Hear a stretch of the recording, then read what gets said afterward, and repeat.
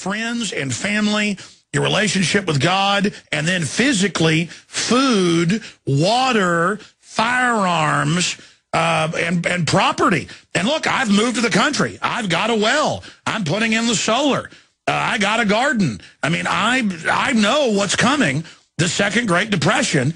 And but then there's the issue. My wife says, well, what do we do? We're here in the country. People know we've got food. The government could come do something. And I'm like, listen, they're criminals.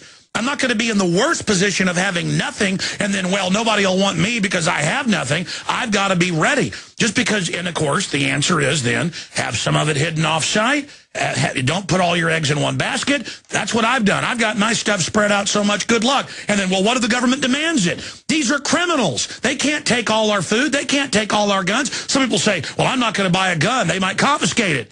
Because they might want to confiscate it is why you need it. It shows how important a gun and food is when you go into a situation like this. It'd be like, well, the government of this steamship is trying to confiscate anybody that has life rafts in their rooms. And it's like, well, since you want it, I'm not going to hide my life raft, you know, that's in the closet that isn't blown up. So since you're asking for it, here, go ahead and have it. It's your life raft. It's not theirs. And so you don't not have a life raft because the government might try to come take it. Do you see my point? It's like people saying, I don't want to have kids. The world's just too bad. Well, we wouldn't be here if our ancestors had that same attitude. Who went through a lot more than we're going through physically, I will assure you. You know, it's like, I don't want to have kids. They could die in a car wreck. I mean, it's this total give up on society attitude. I know you've heard it before.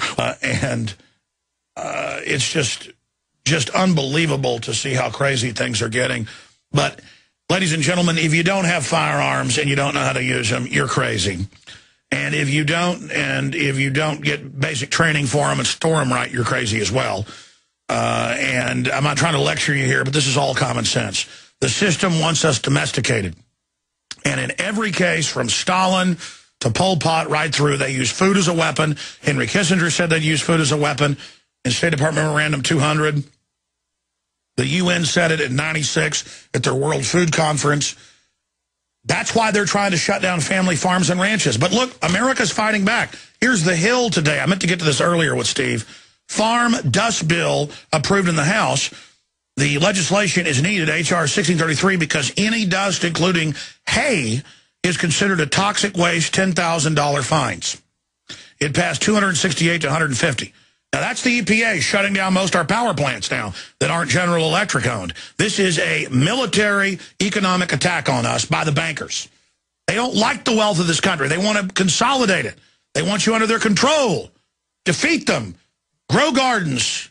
So what if the cops come and say you can't and they have to inspect it in areas of Oklahoma and Michigan? They're crazy authoritarians, and they need to be confronted. And somebody wants to know about your food, they can go to Hades. And at a certain point, ladies and gentlemen, look, I got guns and I got food and you're not getting them.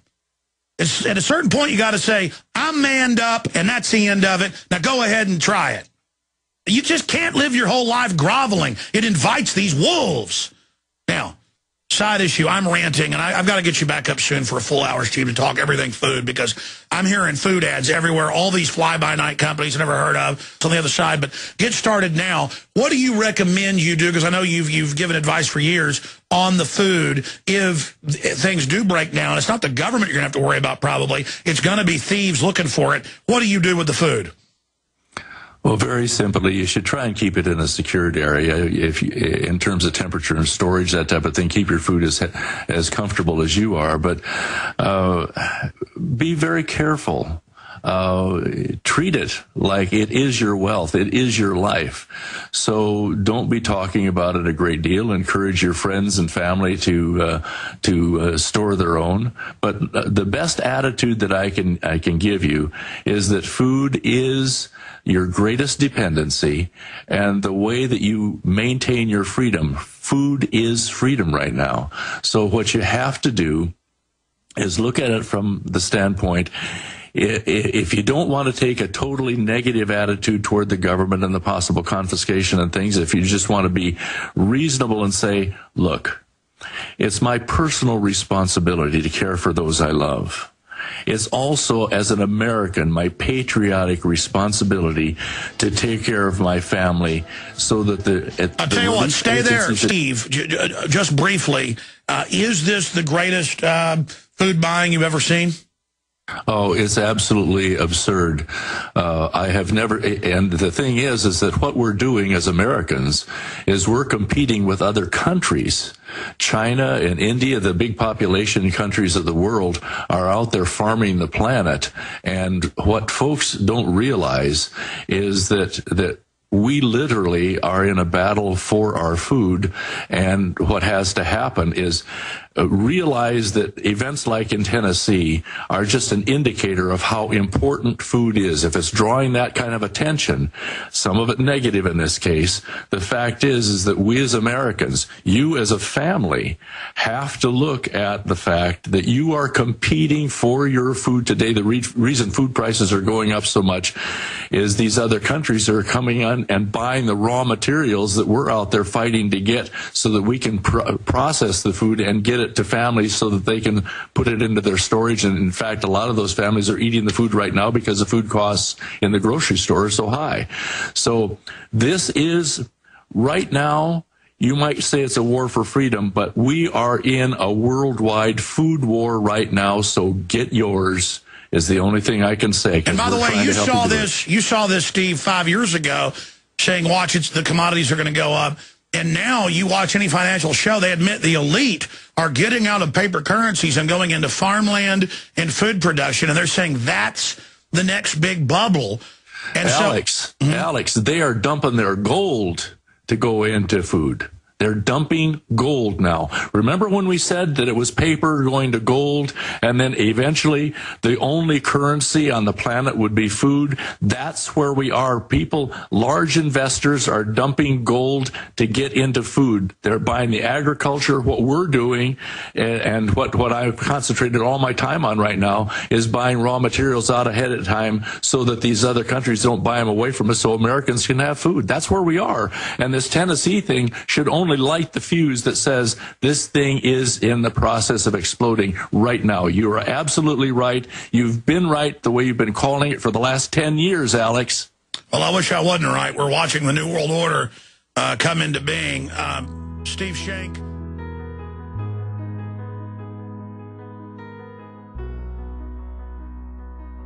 You know, people ask us all the time, how do we do it?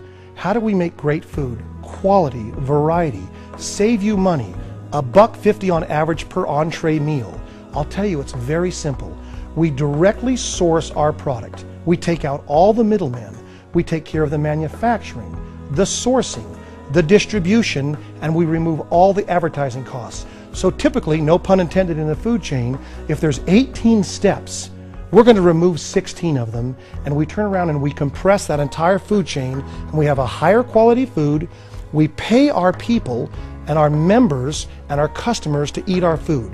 We remove all of those extra costs that are part of the food chain. We handle it from start to finish, no advertising, direct sourcing, distribution, manufacturing, all of that. And myself as a co-founder and my other partners have 30 years of experience in doing exactly this. And Go Foods benefits from it, and you can serve and save and share this food every single day, and it allows us to set some of the money aside to give back to the Go Foods Foundation, which is 1 in 10 meals. We consumer-driven philanthropy back to the community where these are purchased. So that's how we save money, that's how you benefit, and that's how we compress the food chain.